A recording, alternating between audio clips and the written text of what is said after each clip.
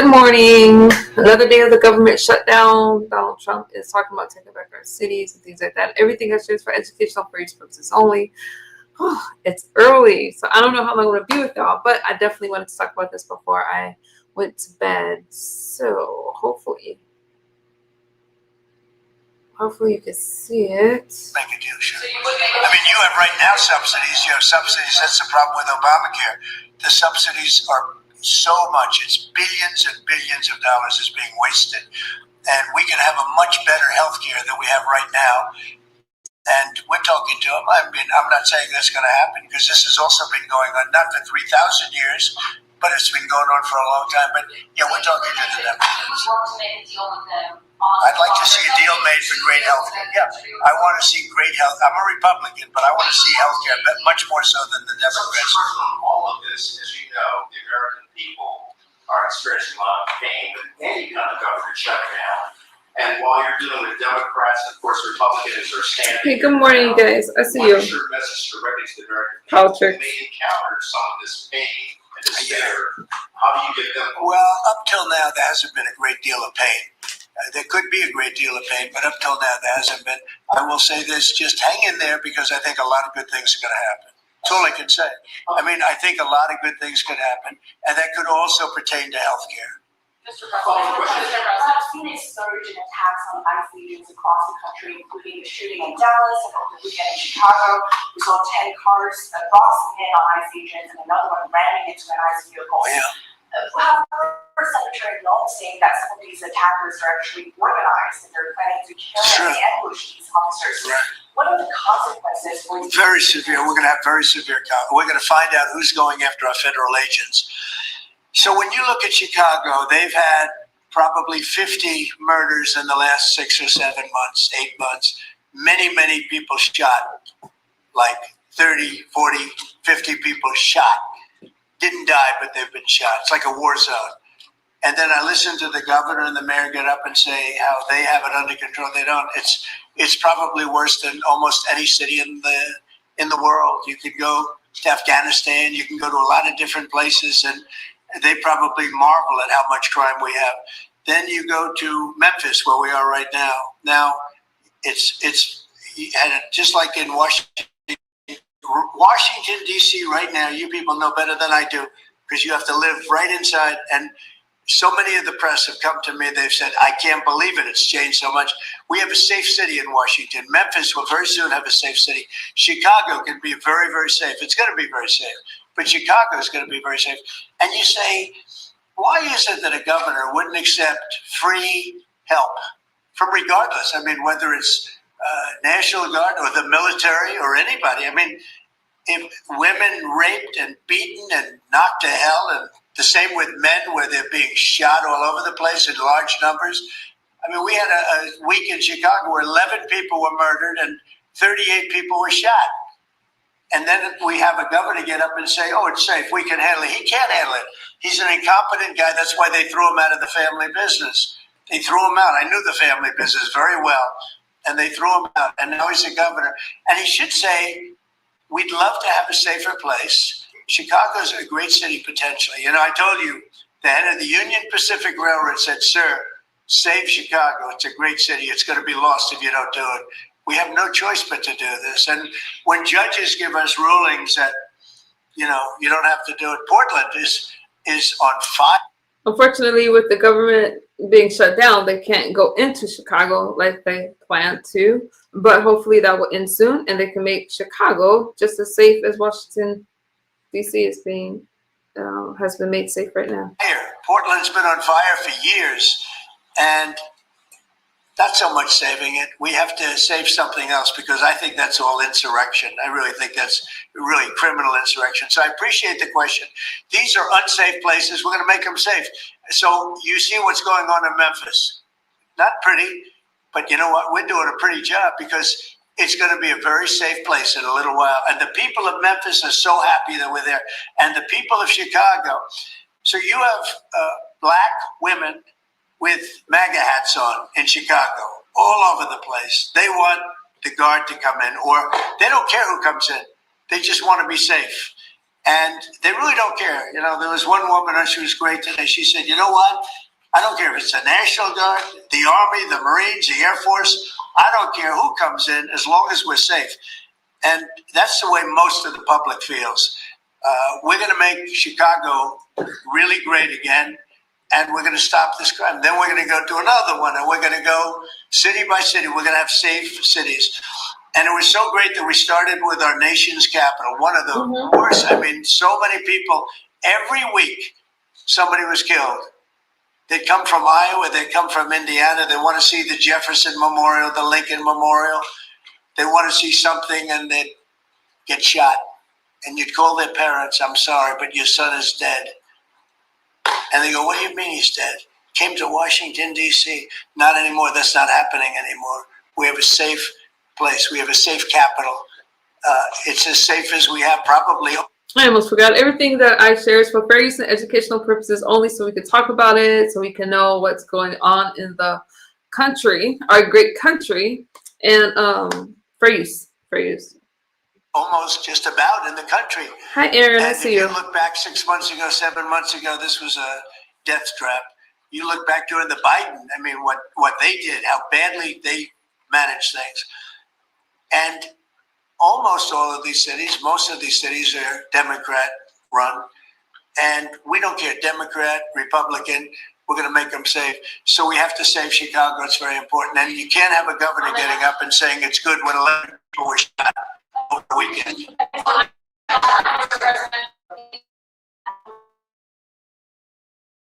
Necessary. So far, it hasn't been necessary, but we have an Insurrection Act for a reason.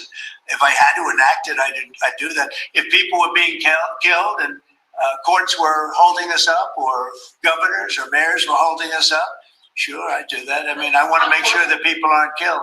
We have to make sure that our cities are safe. And it's turning out, and we started with D.C. It's been so successful. Think of it. People wouldn't go to restaurants. The restaurants were closing. We were losing a lot of restaurants, as you all know. And now restaurants are opening and they're thriving. And I went 2 weeks ago and it was great. I'm going to go again. I felt very safe, very safe. Forgetting about guards and Secret Service, I would have gone. It would have been very safe. D.C. is a great, and look at the cleanliness of D.C. Look at how it's clean.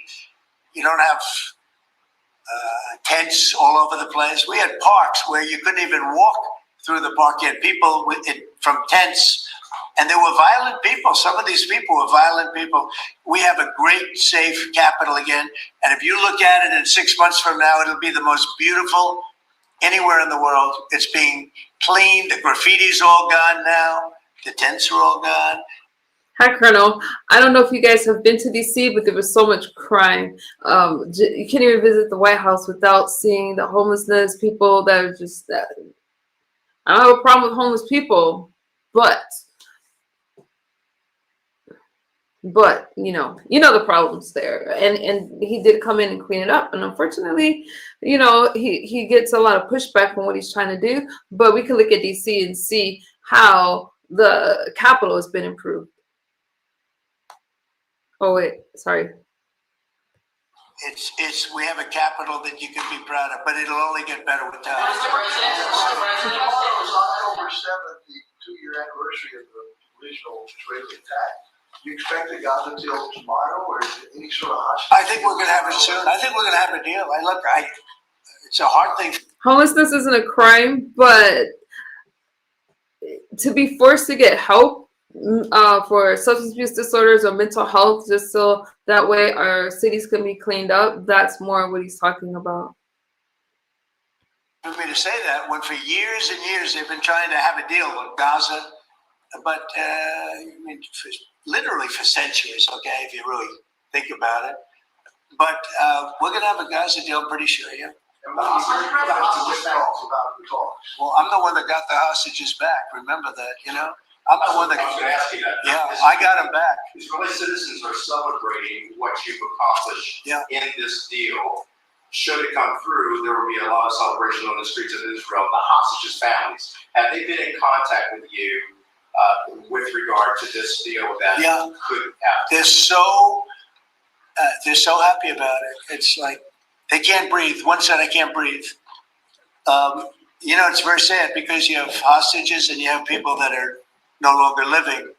But the parents, and I've said this to you many times, the parents want the bodies of their boy back, the bodies of, you know, their loved one back. In most cases, they're young men, and they're dead. And there's probably 32 or so, about that number. Nobody knows exactly what the number is. They want that body back as much as if their son were alive. I've been with them. You know, many have come to the White House, to the Oval Office. I've been with many of the people that I got released. We have a fantastic group working on it. Steve Witkoff has been amazing. Jared, I have Jared. I took Jared out because Jared's you don't find anybody more capable, and we have the A+ team working on it. I think we've made tremendous progress. And yeah, the people of Israel wanted to happen, but the people related to hostages. You see in Israel tens of thousands of people. They really want the hostages back, and they really want things to end.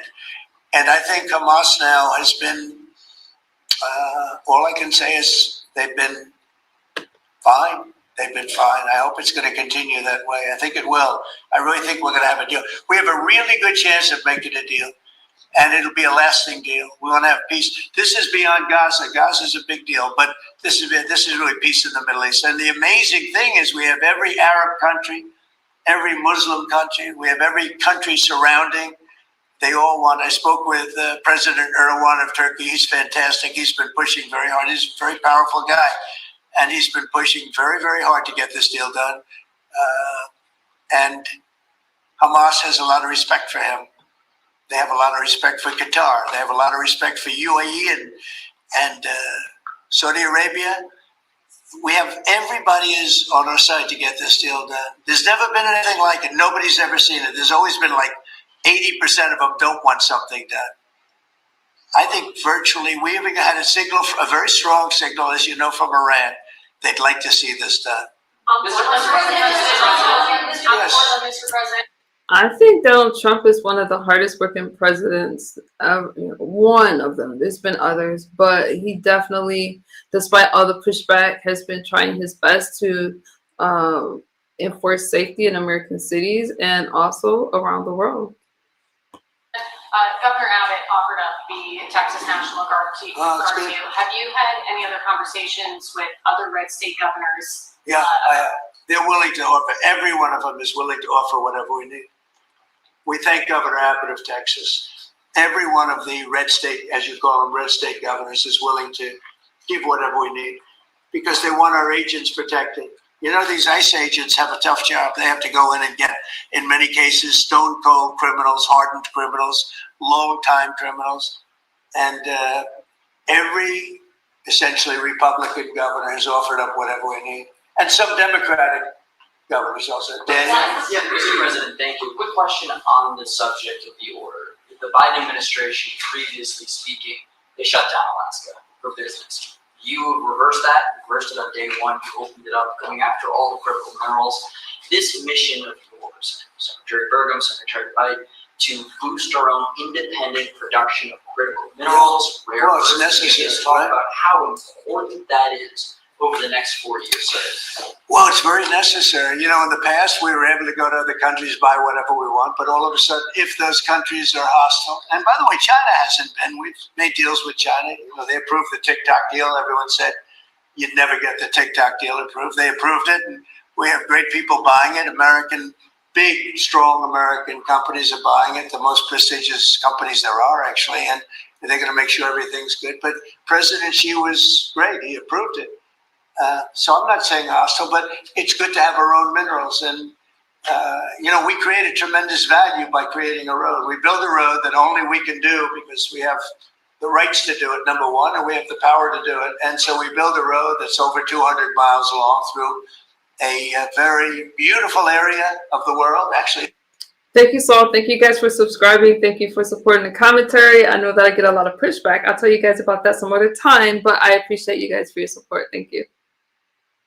It's incredible. When you look at it, it's incredible, but a rough area from the standpoint of building. So we get a road done, And with that, we unleash billions and billions of dollars of wealth. It's pretty amazing when you think of it. And it's wealth that we need if we're going to be the number one country. You know, we're number one now with AI. You probably read.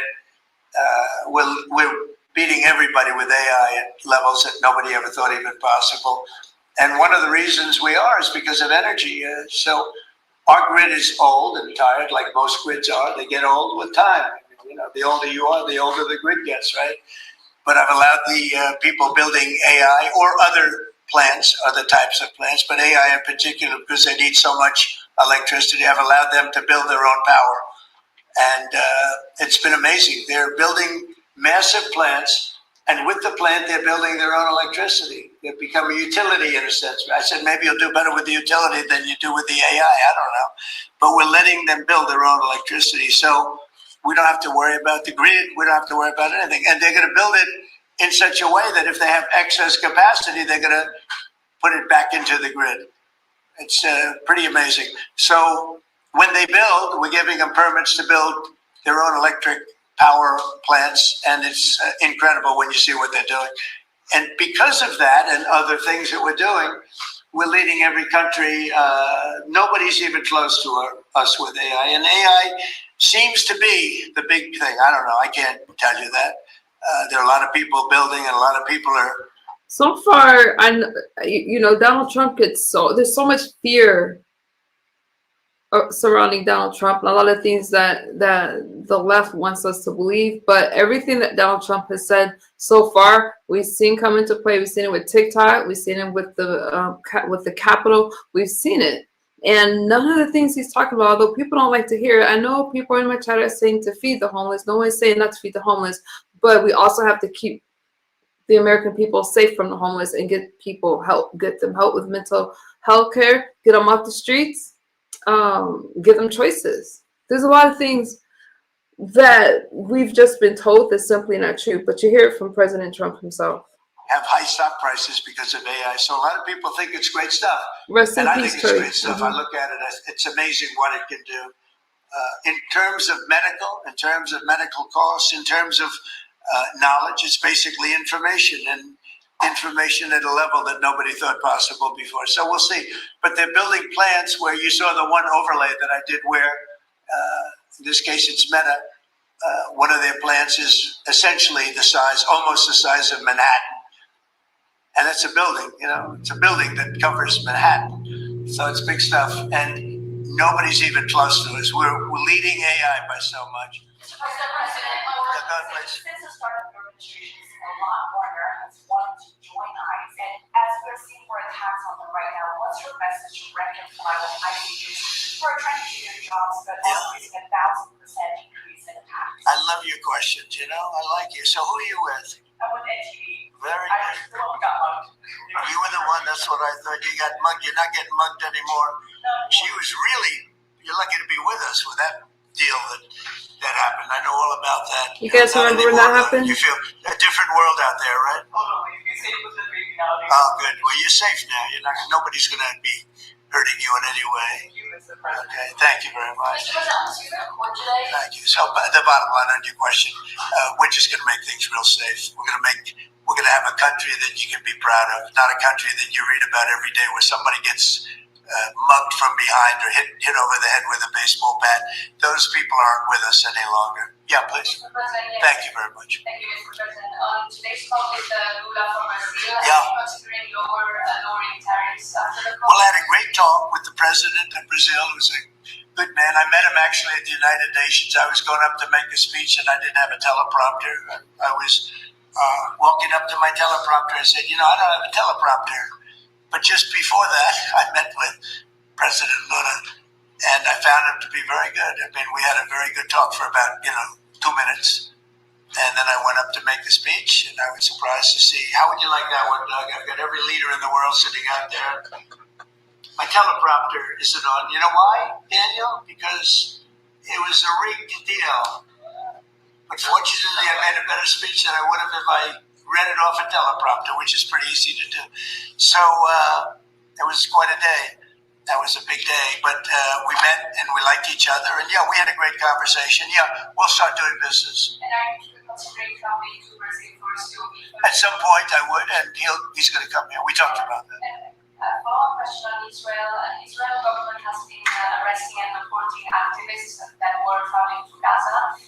Today, Greta Thunberg, for instance, also some. Well, she's just a troublemaker, you know. I mean, you mean she's no longer into the environment now? She's into this. She's a troublemaker. She has an anger management problem. I think she should see a doctor. She needs anger. If you ever watch her, she's a young person. She's so angry. She's so crazy. Now you can have her. You can have. She's just a troublemaker. Yeah, please. What's the president's term today, Mr. President? Say it. I do love how Donald Trump keeps his sense of humor in such tough times. I don't know if our country has ever been more divided than it is right now, and he still has a sense of humor, and he's doing the job that we voted for him to do. The Supreme Court is back, and they rejected today an appeal by Ghislaine Maxwell to overturn her conviction. That means her only chance of getting out of prison is a pardon from you. Is that something you're? Who are we talking about? Ghislaine Maxwell. You know, I haven't heard the name in so long. I can say this, that I'd have to take a look at it.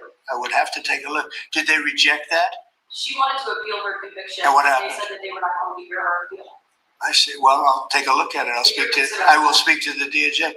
I wouldn't consider it or not consider it. I don't know anything about it. So, but I will speak to the DOJ. Why would she be offended at the clemency, sir? I don't know. I mean, I'd have to speak to the DOJ. I'll look at it. I have a lot of people who have asked me for pardons. I call him Puff Daddy has asked me for a pardon. But she was convicted of child sex trafficking. Yeah, I mean, I'm going to have to take a look at it. I have to ask DOJ. I didn't know they rejected. Diddy with the 50 months in prison. Some people say that's first, some people say that it's not. And of course, they said Trump was looking to pardon him. I never heard Donald Trump say he was going to pardon Diddy. I'm just saying.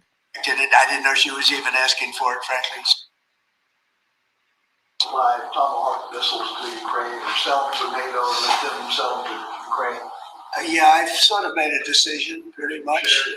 If you consider, I think I want to find out what they're doing with them.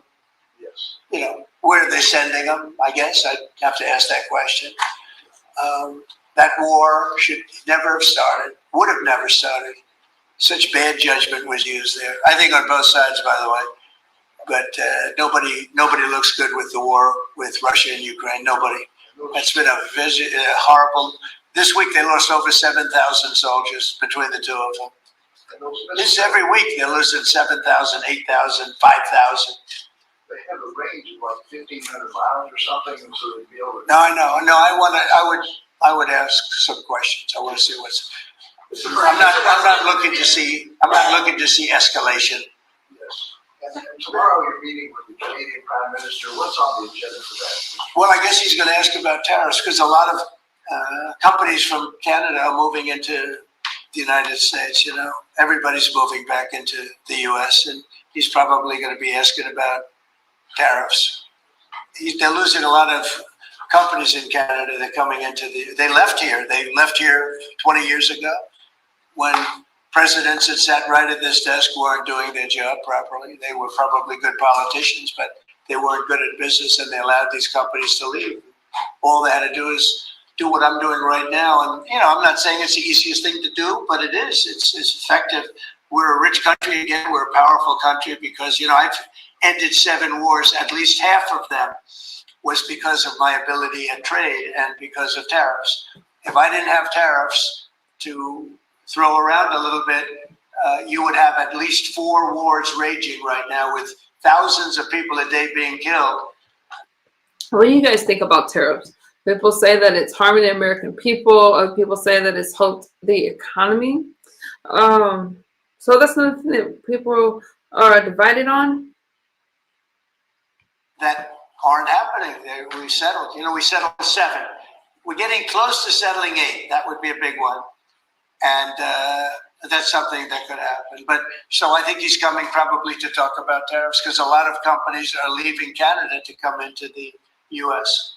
And they're leaving Mexico. And by the way, they're leaving China. They're leaving all over the world to come into the U.S. Nobody's actually seen anything like it. Would you shift your position on tariffs in response to whatever? Well, I mean, look, my positions turned out to everybody said I'm right.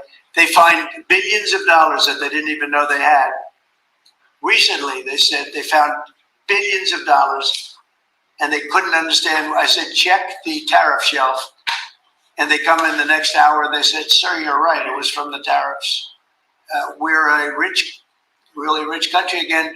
But more importantly, maybe influence.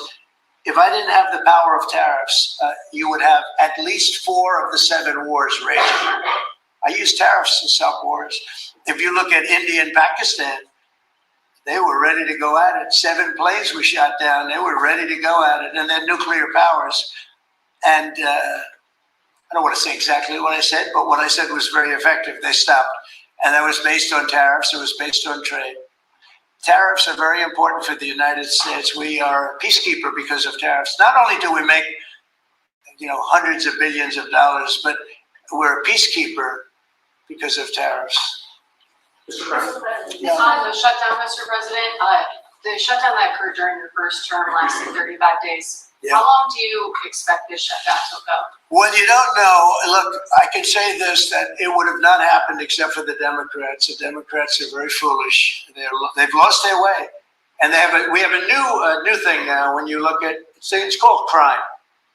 It's called absolute, as Biden would say, well, I won't say what he would have said. Remember when he said, it's a 3-letter word, no. Remember that one? And we say, what was that all about? He probably meant exclamation point or something after the word. But this is a 5-letter word, crime, C-R-I-M-E. And we want to put it out and are putting it out, and they don't. They don't seem to care about it, but they do care.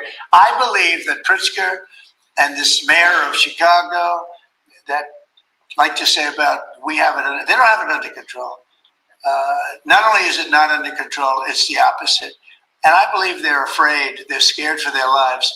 I believe that the Portland people are scared. You look at what's happened with Portland over the years. It's a burning hellhole. And then you have a judge that lost her way, that tries to pretend that. I think it's sad how the mayor of Chicago is fighting so hard to keep Donald Trump from coming there and doing what he needs to do to keep that city safe. I think I feel like there's a hidden agenda there because it just doesn't make sense. Like, there's no problem. Actually, she's not even saying that. There's a huge problem in Portland. I'll tell you what the problem is. Crime. Okay, crime. And it's a huge problem in Chicago. It's called crime. And we want to put out the crime, and they want to inflame the crime.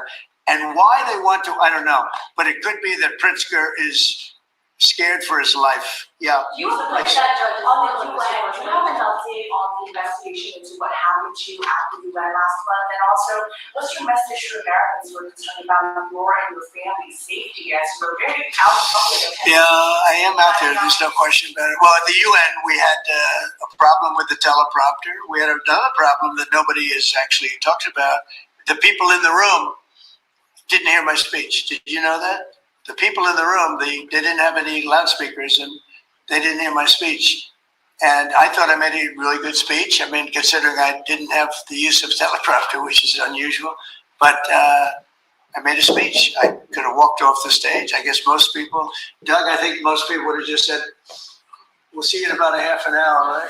But, they obviously turned off I think they turned off the teleprompter, but there was a reason that it didn't work.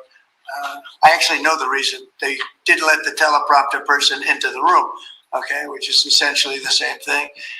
So I made a speech. It turned out to be a very good speech, got good reviews.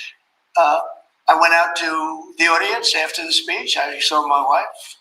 I said, how good was that speech? Was that unbelievable or what? She said, I didn't hear a word you said. I said, what do you mean? She was sitting in the front. I said, what do you mean? She said, you couldn't hear anything that you said. The speakers were turned off. So I think that's pretty bad stuff, right? Especially since we support most of the United Nations. And yet I still want to keep it in New York. Because I think the United Nations has tremendous potential. If properly run, the United States has tremendous potential. But think of this. I settled 7 wars. I never spoke to the United Nations about it. Not one of them. You look at, and those were wars that were raging a long time.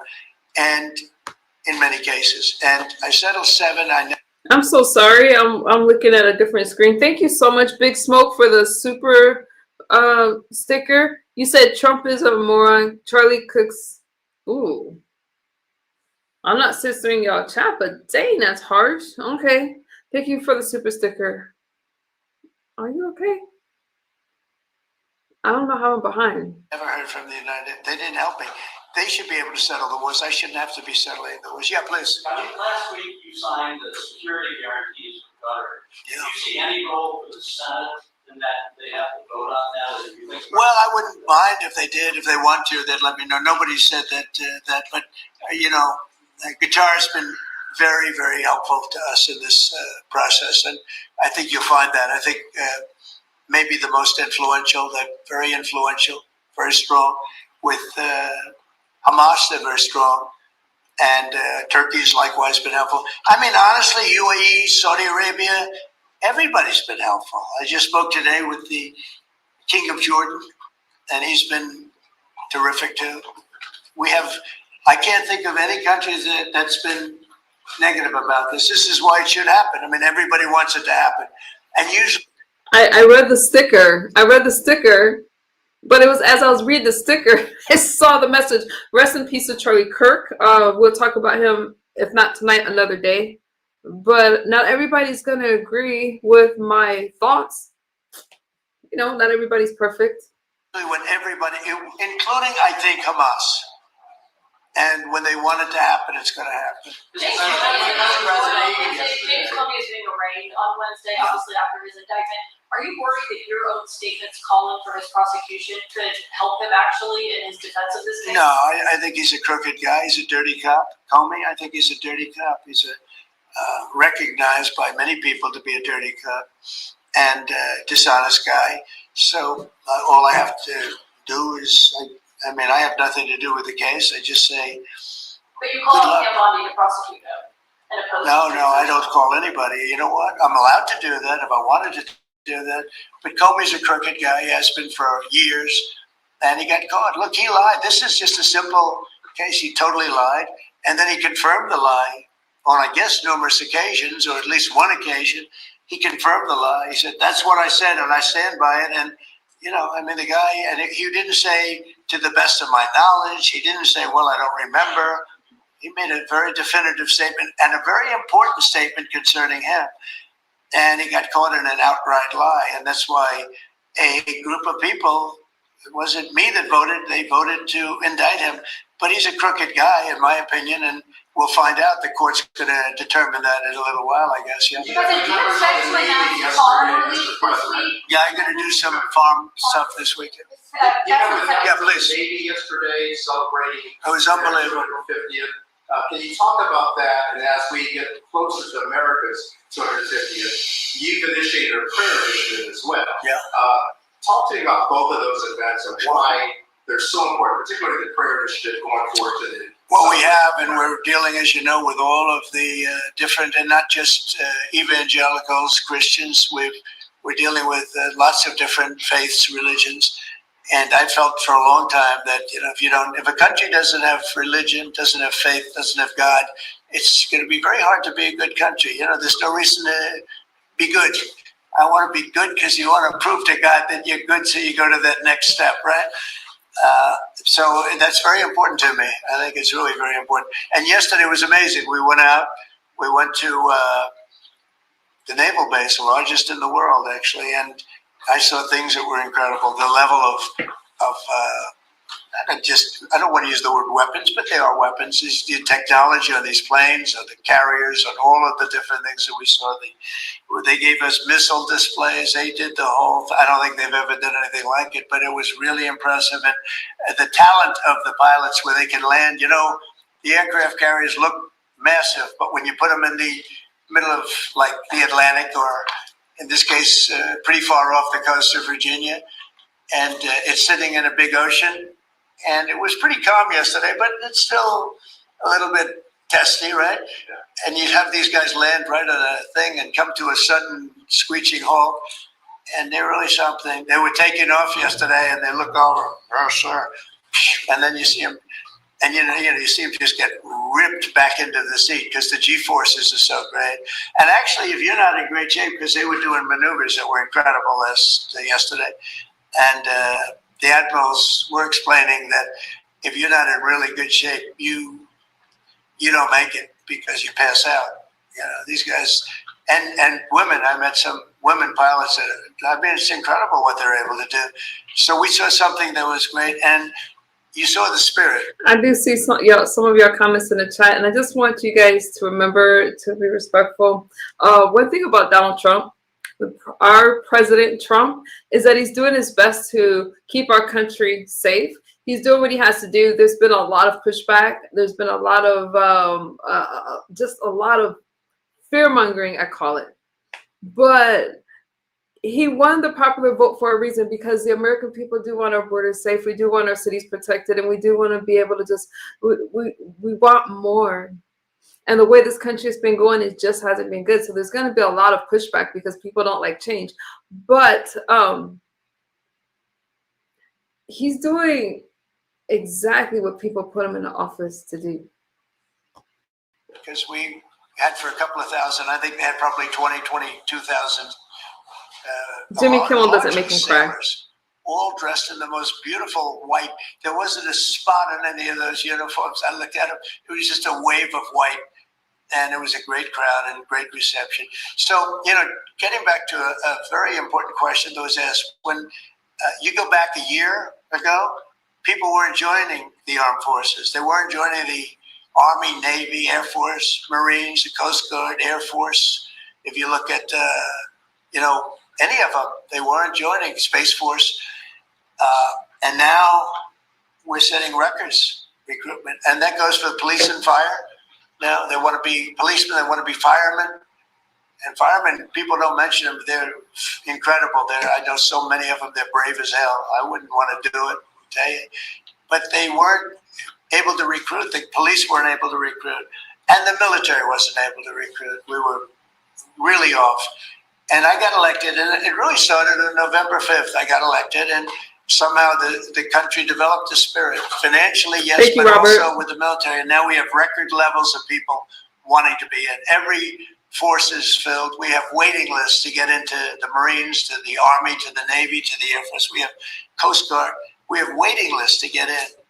It's amazing, actually, what's happened. We have a country it was a dead country. And I say it all the time. We had a dead country 1 year ago. Now we have the hottest country anywhere in the world. And it's nice to see. I've watched you for years on television.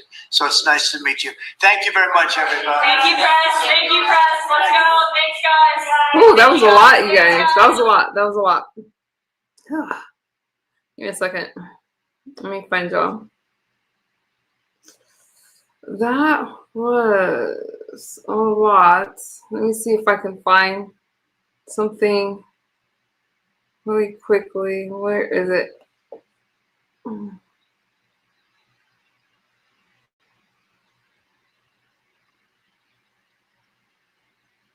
I don't know if this is it. Okay, I was looking for something. Let me come back to you guys. Give me a second. Let's take a break. Whew. That was a lot. You guys. Thank you for the sub. Thank you. Let me read some of your comments before I try to find this clip that I want to show you guys. You can't deny that Washington, D.C. is a lot safer. Donald Trump has won the popular and the electoral vote. I would like to remind you guys, I want to know, I really don't know how people can't see what's been going on in this country and what's been going on in this country for a long time. Just the simple question that people are questioning, what is a woman? Things that are just common sense, that has always been common sense. Now we're questioning it. We're changing the definition of things, and he's bringing it back. Super duper Trump. Okay, you're trolling. Get a real job. I have a job.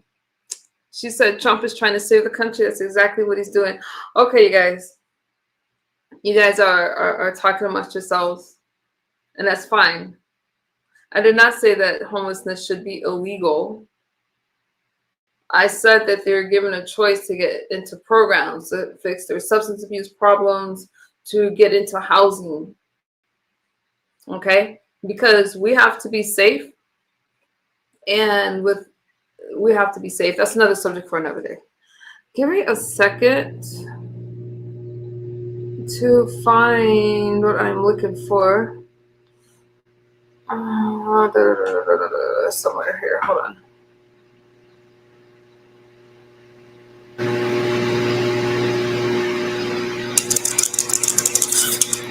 I'll be right back with you guys. Give me a second.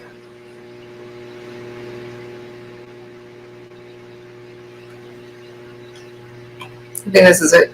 Here. Alright, I'm back. I'm going to say this for educational phrase purposes only. Trump is lining his own pockets. You guys talk amongst yourselves. There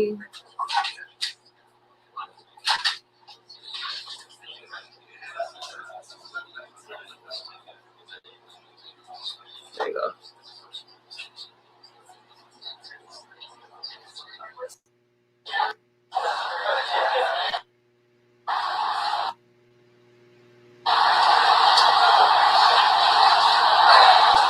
Alongside his incredible. Begin with a few scheduling announcements today. President Trump will be hosting the Canadian Prime Minister Mark Carney to the House. The president also wanted me to relay his congratulations to Japan for electing their next prime minister, a highly respected person who also happens to be the first female to hold the position for our great ally. While President Trump continues to negotiate peace deals, meets with world leaders, and celebrates the 250th birthday of our United States Navy, as you saw he and the First Lady do just yesterday, Democrats, unfortunately, are continuing to play political games. And we are now in day 6 of the Democrat federal government shutdown. Millions of American federal workers are under enormous financial stress as a result, wondering how they will pay their bills and take care of their families. If the Democrats do not vote. I live in California. His press secretary, Karen Levin, is doing a really good, what's that press secretary? Sorry. Carolyn, you're talking about Carolyn. She's doing a good job. And, it doesn't mean, you guys, I don't agree 100% with what anyone says, all right? But I like to listen for myself so I can decide for myself. And let's go. To open the government tonight, federal workers will not receive their next full paycheck. Additionally, the Special Supplemental Nutrition Program for women, infants, and children will run out of federal money very soon. This program provides vouchers to buy infant formula, fresh fruits and vegetables, and other healthy foods for low-income families. It can be easily fully funded if Democrats simply vote tonight to reopen the government. Also, our incredible military service members who risk their lives to preserve and defend our country are now working without pay and will miss their next paychecks if this Democrat shutdown does not end tonight. The Republican-backed clean and nonpartisan funding bill fully funds this important food aid program, gets our troops paid, and reopens the government. So all of this begs the question, what is the Democrat ongoing shutdown truly about? The sad truth, we believe, is that the Democrats intentionally shut down the government and are inflicting this pain on American citizens to try and demand free health care for illegal aliens. Of course, this is an indefensible and truly radical policy to be in favor of, let alone to use as the primary reason to shut down the United States government. So the Democrats and their allies are desperately lying about their true motivations. We have to set the record straight with the facts so the American people understand what's really at play here. House Republicans passed a clean and nonpartisan funding bill to keep the government open and ensure our troops and other hardworking Americans are paid. Every single House Democrat except one voted against this clean and nonpartisan funding bill. Senate Republicans have subsequently tried to pass this same clean funding bill 4 separate times, and they will do so again tonight, to fully pass it to be sent to the president's desk for signature. And the president is ready to sign this bill to reopen the government as soon as it is sent to his desk. Yet every single Senate Democrat except 3 have voted against this clean and nonpartisan funding bill. The Democrats' current position is that the only way the American government can reopen is if illegal aliens can get free health care. Don't take my word for it, just look at what's inside of the Democrats' proposal to reopen the government. Their funding proposal would result in nearly $200 billion spent on health care. No, they're trying to lie. They're trying to mislead you by saying that it's about something else and that American healthcare is at risk. Marjorie Taylor Greene agreed to extend the Affordable Care Act. No, that's one at least. But no, this is not about American healthcare. This is about undocumented workers, illegal immigrants, and giving them all this money to have healthcare when millions of Americans don't even have healthcare, especially not affordable healthcare. For illegal aliens and other non-citizens over the next decade. To put this in perspective, $200 billion is enough money to fund the entire Children's Health Insurance Program, which provides health insurance to low-income children and women. Under the Democrats' proposal, the millions of illegal aliens who improperly were granted asylum and paroled under the Biden administration would once again be allowed to receive Medicaid benefits. It does not end there. The Democrat proposal would also require Medicaid to pay more for emergency care provided to illegal aliens than it does for American patients who are disabled, elderly, or children. I just said that. When someone shows you who they are, believe them. The Democrat Party has unfortunately closed our government, costing Americans their jobs, threatening our military readiness, harming our economy, and causing chaos, all to help the illegals who broke into our country. Instead of holding illegal aliens accountable and removing them from our country, which is what this administration is trying to do every day, the Democrats want to give them the free benefits paid for by the American taxpayer. Democrats in 2025 are for illegal aliens first and Americans last. This is the reality we are unfortunately facing right now in Washington, D.C. President Trump and Republicans will not give in to these radical demands. The president and Republicans have a sacred responsibility to serve and protect the interests of their constituents, the American people. That's why we are backing a clean and nonpartisan funding bill with no strings attached to reopen the government. Democrats should do what they did 13 separate times under Joe Biden and vote for this exact same type of funding bill. Now the Senate will vote tonight for the 5th time to reopen the government on the 6th day of this shutdown. All we need are an additional 5 Democrat senators to end this madness and vote for the clean funding bill to reopen the government. If you are an American watching at home right now, call your Democrat senators and tell them to do the right thing and end this shutdown. With that, I will take your questions. Here in our new media seat today, we have Elizabeth Mitchell from the Daily Signal. Elizabeth, thanks for being here, and please kick us off. Thank you for having me. I have 2 questions. First, President Trump told reporters yesterday that firings of federal employees are taking place right now. In which departments have people already been fired from their federal jobs due to the shutdown? The president was referring to the hundreds of thousands of federal workers who have been furloughed as a result of this federal government shutdown, both here at the White House and across the entire federal government, at agencies across the board. There are federal workers who are staying home. Many of them work in the White House. You know them. Some of them sit just behind me at those desks. They are not unable to show up to work right now because the Democrats chose to shut the government down. And so we're already, unfortunately, seeing the consequence of this.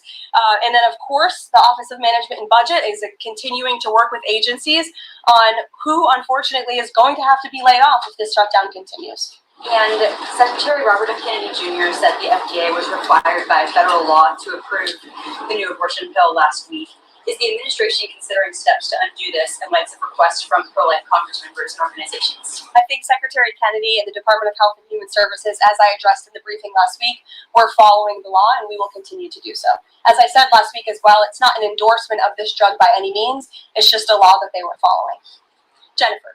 We heard you say that you want people to call their Democratic senators. Is the president calling Democratic senators himself? Can you say what he's doing today to resolve the shutdown? Yep, I was just in the Oval Office. He was on the phone with Speaker Johnson. He's also spoken with the Senate Majority Leader, who are in touch with, of course, moderate Democrats and Democrats across the board, who we understand hopefully want to do the right thing by their constituents to reopen the government. So the president is being kept very well apprised of the ongoing shutdown on Capitol Hill. And of course, his position is very clear. There's nothing to negotiate, just reopen the government, and then we can talk about all the important issues facing our country. So he hasn't called specific members of Congress? Not to my knowledge, no. And then on the Affordable Care Act, is he willing to give more, to share more on what he'd like to negotiate on the Affordable Care Act later? Is he willing to say specifically what he would like and when? But look, the president is definitely committed to fixing and improving our healthcare system. You saw it again last week when he had one of the largest pharmaceutical companies in the world coming into the Oval Office and promising to lower drug prices by 200, 300, 100% in many cases for various types of drugs for American patients. That is a huge fix to a broken system that has been ripping off the American people for far too long. So the president's very committed to this. But right now, we need to reopen the federal government, and the president is remaining very firm in that position. Catherine. If the vote fails in the Senate today to reopen the government, would that trigger layoffs? Look, again, we hope that the vote will not fail because this administration wants to reopen the government. We don't want to see people laid off. But unfortunately, if this shutdown continues, layoffs are going to be an unfortunate consequence of that. Is there timing for when that would happen? Well, look, we'll see how the vote goes tonight. Is the White House floating a proposal to cap Obamacare subsidies by denying them to new enrollees? I have not seen a proposal like that. Emily. Caroline, the president said yesterday he was considering a phase 2 approach to Venezuela. Is the president considering U.S. boots on the ground or any kind of support of overthrowing Maduro? I won't get into any specific proposals that are being considered by the president and his national security team, but I think we've been pretty transparent and clear the administration's view of the illegitimate Maduro regime, and the president has taken very unprecedented, tough action to end the illegal trafficking of illicit drugs into our country from Maduro's illegitimate regime. Caroline. Danny, go ahead. Thanks, Caroline. The French government has collapsed again for the fourth time in a year. And I was just wondering if there's any concern in the White House about the kind of ongoing political crisis there. Any thought about whether the President Trump's good friend, President Macron, should either call elections or even resign over that? Well, I can tell you the White House and the National Security Council are very much aware of this situation, but I think it would be imprudent of me to weigh in on French internal politics from the podium, so I will reserve comment on that. Behind you, yes. What is President Trump's expectations for talks today and I guess this week in Egypt? And is there a new timeline that the president is giving all sides to reach an agreement? Yes, there are technical talks happening right now in Egypt amongst Special Envoy Witkoff and Mr. Kushner, as well as the respective parties from all sides. What we saw take place on Friday, and I have not commented on that from the podium yet, is truly remarkable. You've seen all sides of this conflict agree that this war needs to end and agree to the 20-point framework that President Trump proposed. It's an incredible achievement, and the administration is working very hard to move the ball forward as quickly as we can. The president wants to see a ceasefire. He wants to see the hostages released, and the technical teams are discussing that as we speak to ensure that the environment is perfect to release those hostages. They're going over the lists of both the Israeli hostages and also the political prisoners who will be released, and those talks are underway, and the president is very much on the ball and is being apprised of this situation. President given a Sunday evening deadline. Obviously, the negotiations have extended that, I imagine. What is that new deadline? Does the president have a time frame in mind to see this phase implemented? Well, the Sunday evening deadline was to hear back from Hamas on the proposal one way or another. And of course, on Friday, Hamas put out a very clear statement in the president's view that they accept the president's framework, and that's why those technical talks are now underway. But again, we want to move very quickly on this, and the president wants to see the hostages released as soon as possible. Steve. Expect those technical talks to last, Caroline? I don't want to draw a red line up here, Steve. Of course, it's very important, as I just mentioned, that we get this done quickly. That's how the president's team feels, so we can get some momentum, get the hostages out, and then move to the next part of this, which is really ensuring that we can create a lasting and durable peace in Gaza and ensure that Gaza is a place that no longer threatens the security of Israel or the United States. you expect to be on the agenda for the President's meeting with the Prime Minister of Canada tomorrow? I'm sure trade will be a topic of discussion tomorrow, and all of the other issues that are facing both Canada and the United States. I know the president looks forward to having that discussion with Carney in the Oval Office. Kate. Thanks, Caroline. I have two questions. On the layoff of federal workers, potentially, the president said yesterday that Democrats will be to blame if federal workers lose their jobs. Historically, though, in past shutdowns, workers have been furloughed, but they have not been laid off en masse. So wouldn't that be the president's call to lay people off? As I've said repeatedly, Caitlin, this conversation about layoffs would not be happening right now if the Democrats did not vote to shut the government down. And as I also said last briefing as well, we are $37 trillion in debt, and the government is not receiving any cash. So someone has to look at the balance sheet and be good stewards of the American taxpayer dollar. And layoffs are an unfortunate consequence of that. First chart, for example. Well, as I'm telling you now, this administration is focusing on checking the balance sheet. They're trying so hard to push this on President Trump. If I'm not glad that people are getting laid off, but Donald Trump's not responsible for that. He's not compromising America's first, not to give billions and trillions of dollars to illegal aliens and people that have entered this country illegally, not to give them money, all this money for healthcare when the American people that are working every day, don't have money for healthcare. We don't have health. Well, I have health insurance, but as a whole, it's very expensive, and he's not responsible for the layoffs. He's just not compromising. They only need 5 Democrats to step up, and they can end the shutdown. Sheet and ensuring we're doing the right thing by the American taxpayer.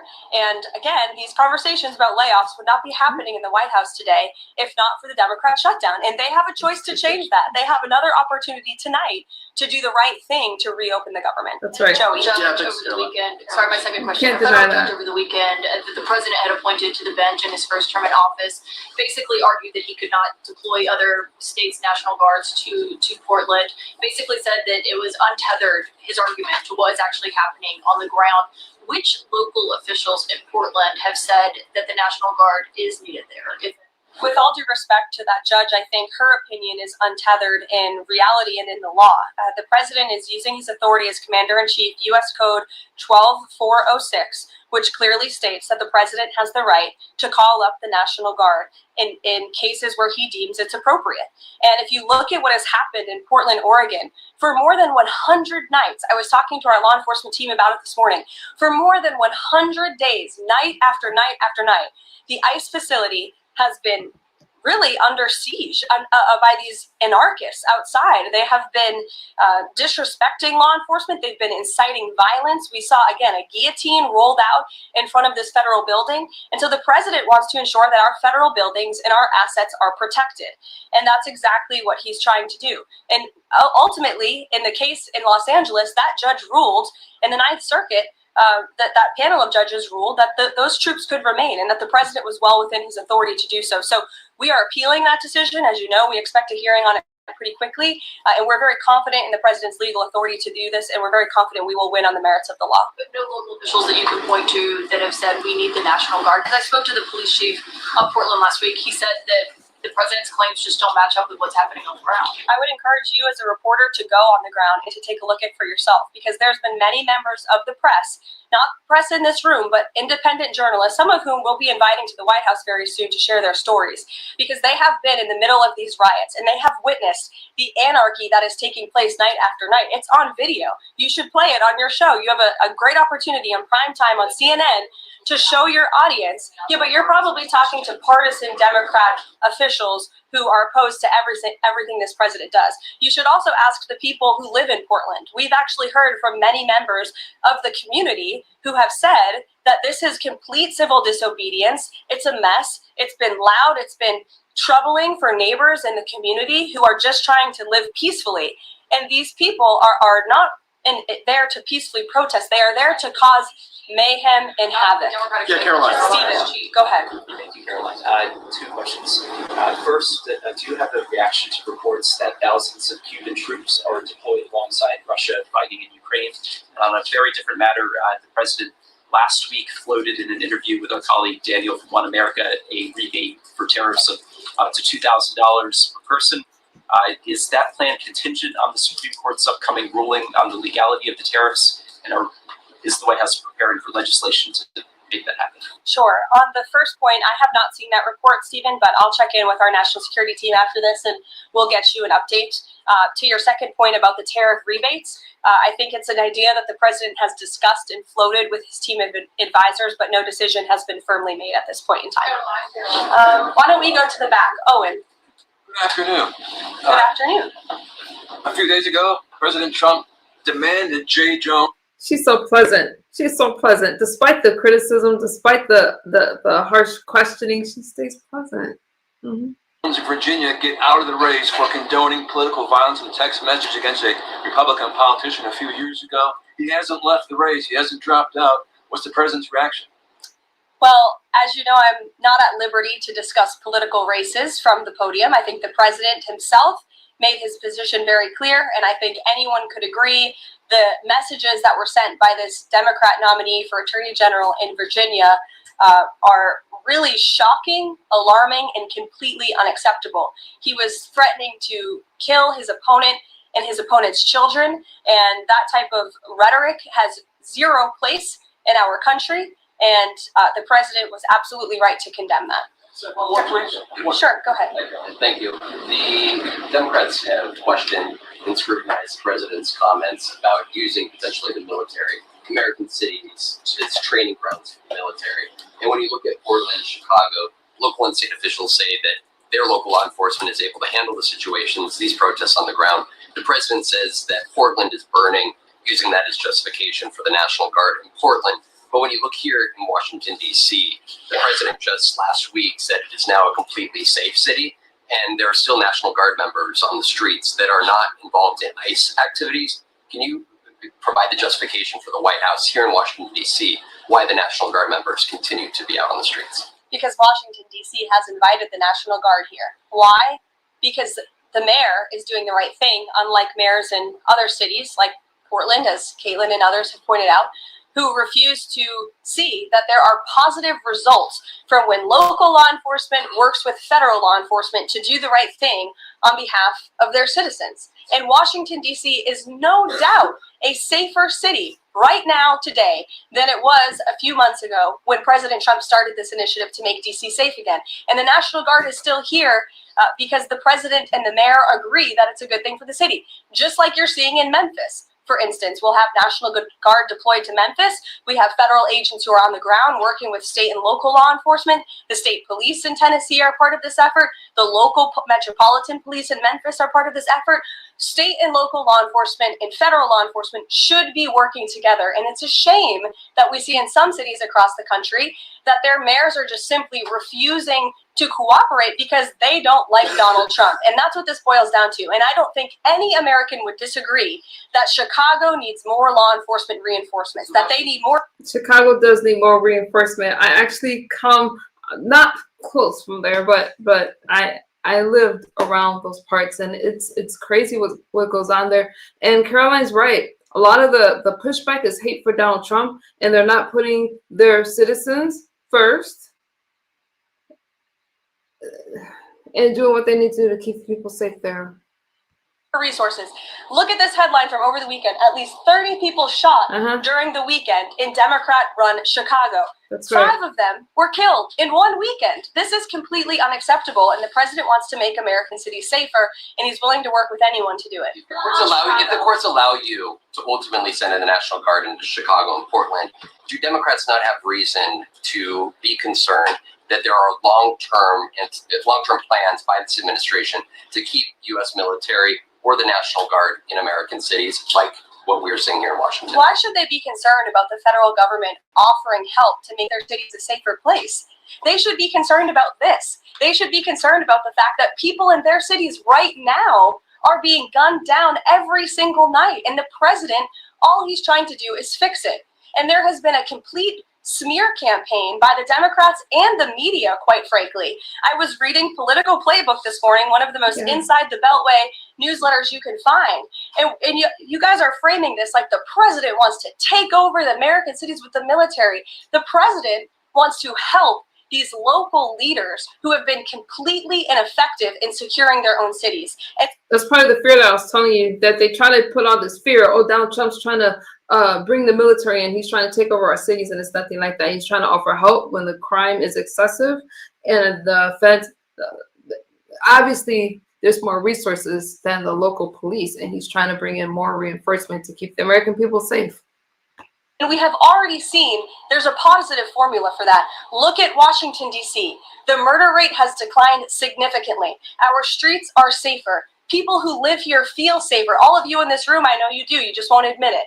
And it's a proven system that works, and the president wants to make America's cities safe again. And I don't think there's anything wrong with that. There's not. Thank you, Caroline. Two questions, if I may. Because the mayor wants them. Michael. These talks in Egypt, if Hamas does agree to relinquish power and give it up, cede power to this transitional technocratic government, if that does happen, would the Trump administration then recognize a Palestinian state? Look, I don't want to get ahead of the technical talks right now, Michael. They're extremely sensitive. They're taking place, again, as we speak, and there's a lot of, there's many things to discuss, of course. This is hopefully we expect and we hope going to be one of the greatest peace deals this world has ever seen. And the Trump administration is working diligently and working very hard to get there. And as I said, Friday, all terms agreed. We have the Arab countries who are working with us. Of course, Israel has been incredible in cooperating with the president's plan and agreeing to it. And we're very hopeful, and we expect that to continue. You tweeted about this over the weekend. Thank you. And I was going to you in the blue shirt and tie. Thank you, Yes, Caroline. you're welcome. The Daily Mail. Today, the Supreme Court declined to hear Ghislaine Maxwell's appeal. Will Trump rule out granting her clemency? Is that something the White House is considering?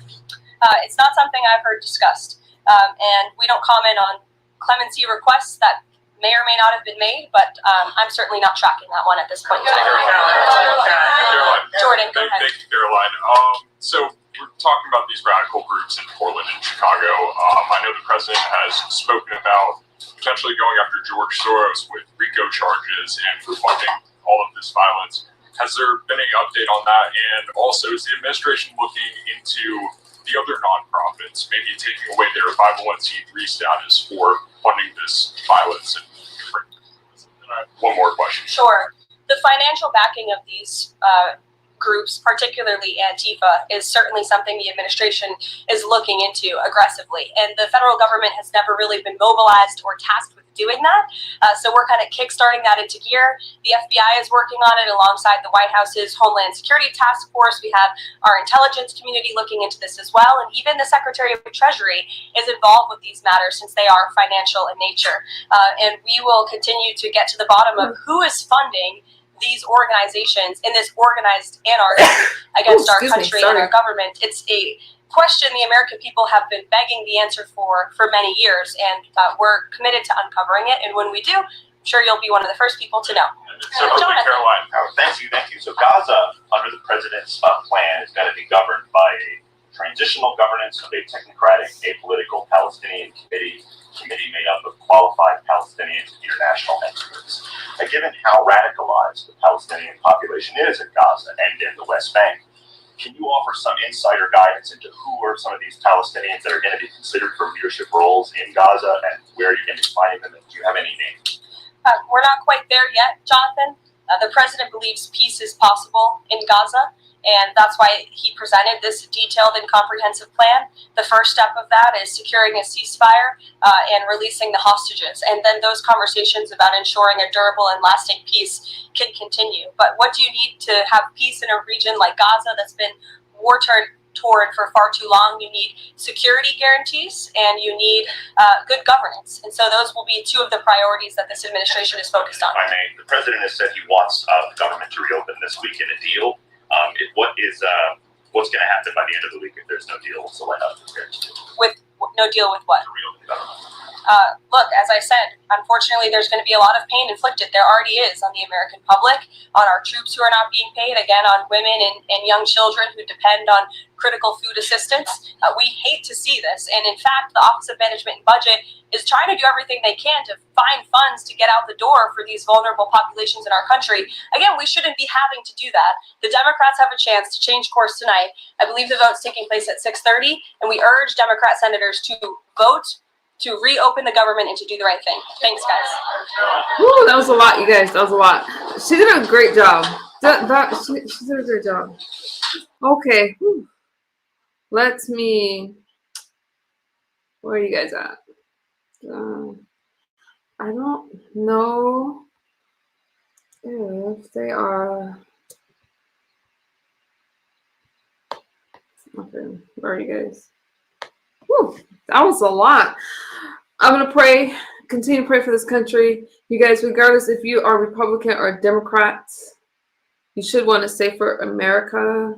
I know that we all want to be able to take care of our families and things like that. And I'm just going to keep watching. We need 5 Democrats to, that will end the shutdown. And, yeah, Trump has more. Oh, okay, let me see what you guys are saying. Are we still friends? That was a lot of lying. Oh no. Oh no. I have a few more minutes with you guys. Do you have any questions for me? I do want, there's so much that is going on. And the shutdown is affecting a lot of people. Donald Trump wants to take our cities back. He wants to protect us. He's been doing an amazing job with the drug cartel. He's been doing an amazing job. And I'm not trying to push my beliefs on you guys. I'm just telling you the stats and what's happening today. I went to the hands-off protest, and when I went to the hands-off protest, there was people carrying flags from all these other countries and things like that. And it didn't feel... There's just a lot that's just not right. And he's trying to make things right. He's trying to make this country great, make this country strong, and bring peace. Okay? Now, there's questions that I'm not going to get into tonight. I just drank all my water. Let me tell you guys this. So there's no misunderstanding. I do not care if you are Republican or Democrat, but as a right-wing conservative thinker, as a Republican, I feel that it is important for me to be able to speak my mind the same way that if you are from the left, I will listen to you. And I noticed that those that throw the insults at me happen to be from the left, and sometimes, and I'm not demonizing the left, okay, because I have friends that are Democrats, but we have to be able to have conversations so we can understand each other. And if I'm not calling you out of your name, then you shouldn't call me out of my name, okay? With that being said, let me read you guys. Charlie had fentanyl in his system, so, please don't lie on Charlie. Now, you guys are talking about Charlie Kirk. You guys are talking about Charlie Kirk. Tyler Robinson is on trial, and I've been watching a lot of Candace Owens. I've been trying to keep up with that, and some people feel that Erica Kirk is holding some stuff back. Erica, she's taken over Turning Point of America. Candace Owens has a lot of questions. So I will be watching. I don't really do conspiracies, but I do. Charlie Kirk, just rest in peace, okay? He died speaking his beliefs. And if there's more than one person involved, I hope that they catch that person, and I will have to talk about that another day. But I just want to throw that out there. May he rest in peace, because nobody should be unalive for speaking their mind. You guys are despicable while you've been wearing your brain. Okay. Okay.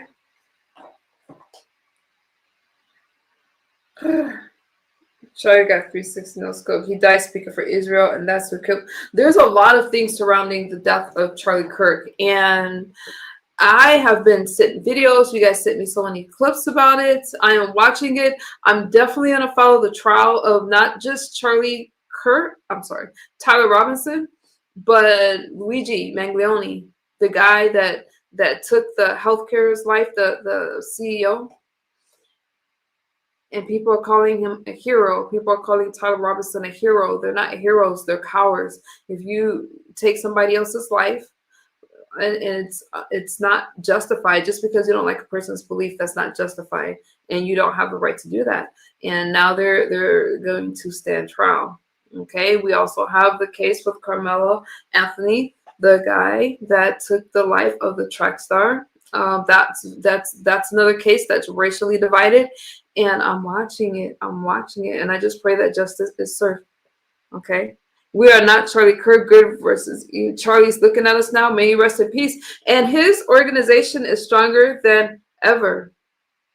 Okay, well, he was a co-founder, stronger than ever. He's a political martyr, whether people like Charlie Kirk or not. He's a political martyr. I do not agree with anyone 100%, but I can appreciate someone for speaking up for their beliefs. Okay, I will check out your channel, Miss You. Have a great night, James. Thank you. Thank you, guys. Don't forget to tap on the screen, give me a like.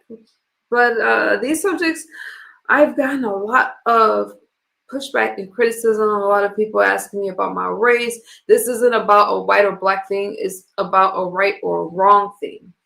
And it's wrong to take resources away from American people. It's wrong to, I'm not saying anybody's taking resources away from American people, but when you're offering illegal immigrants $1 trillion for healthcare. Now they can try to say whatever they like. I played this clip yesterday. Let me play this again before I get out of here. I did play it again yesterday because they're trying to make this as if it's something else, and they want you to feel that this shutdown has to do with the Democrats fighting for the rights of American people to have Social Security benefits, Medicare or Medicaid benefits, and it's nothing to do with that at all.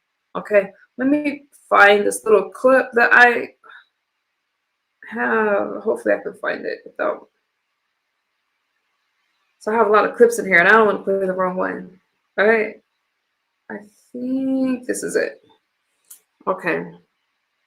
Now this has been going on for a while. This clip is actually from 2020, but let me show you. Oh wait, we need volume. Plan would provide. And I feel like they tried to erase a lot of this stuff, but we still have it. Raise your hand if your government plan would provide coverage for undocumented immigrants.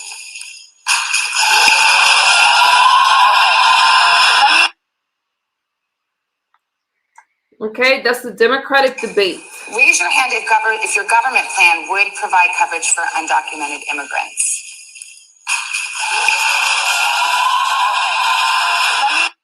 And that's what they stand for. And all I'm saying is make sure American people have health care. Make sure that we can take our kids to the hospital and that we are protected in our own country. There's nothing wrong with coming here if you are a refugee. If we're just saying to go through the process the right way, because we cannot just go into your countries and enter it any kind of way that we want to. We will not be treated fairly. We will not be treated, I'm not gonna say we won't be treated fairly, because if we break the law, then we should get arrested if we do that in another country. Same here. Same here. I had to stop scrolling, gorgeous. I'm sub. Thank you, Hurricane. Thank you. What's Trump healthcare plan? Well, first, let's try to make sure that we can have affordable healthcare here. Let's see if I still have this up.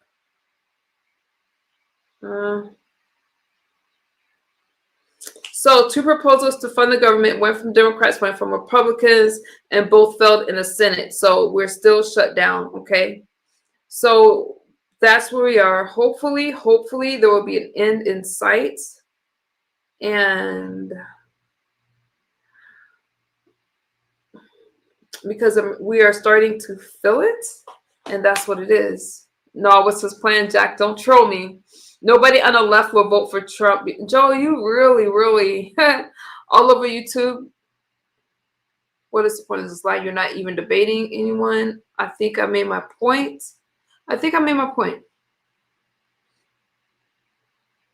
All right, you guys. I love you guys. I'm going to lay it down. Thank you guys for hanging out with me. I'm praying for a better America. I'm praying for this shutdown to end so people can get paid, have their jobs, have security. And civil rights was a bad idea. I don't know. where you're going with that one. Civil rights is a bad idea. Let me go ahead and, what does that have to do with what I'm talking about? And if you're saying that civil rights is a bad idea, Republicans fought for civil rights. I'm just saying they did. All right, you guys, I'll talk to you soon. Thank you guys. And again, we shouldn't be as divided as we are, okay? There's right and then there's wrong. So you guys have a great rest of your day, and thank you for hanging out with me. Bye-bye.